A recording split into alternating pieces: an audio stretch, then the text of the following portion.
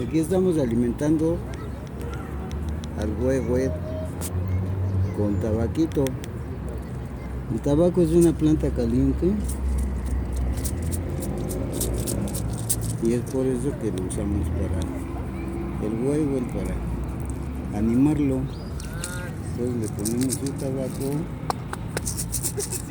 Hay quienes les ponen mezcal, les ponen tequila, les ponen pulque, pero aquí nosotros le ponemos tabaco.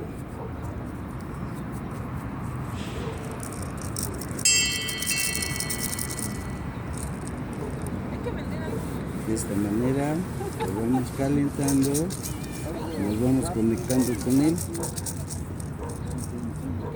Aquí estamos uniendo lo que es el mundo animal con el mundo vegetal. Y vamos a mostrarles algunas técnicas para tocar el huevo, porque en la mayoría de los casos o se ponen a echar carreras o a ver quién le pega más fuerte. Entonces aquí es importante ver desde la posición de los cahuasles.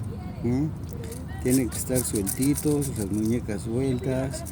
Entonces tenemos tres tipos fundamentales de toque, que es el beat, que es la apoyatura del lado derecho y la apoyatura del lado izquierdo, y el unísono y el redoble. Esto es básico para lograr una completa armonía entre los danzantes y quien está ejecutando el huevo. Hay muchos ejercicios para tener dominio sobre ambas manos. Hay que dominar las ambas. Y poco a poco vamos a ir desarrollando nuestra propia técnica. Pero es básico: el beat, apoyatura derecha, apoyatura izquierda, unísono. Esos son los tres golpes básicos y el redoble.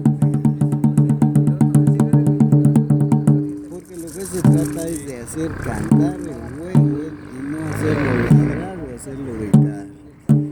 Entonces vamos a poner en práctica todo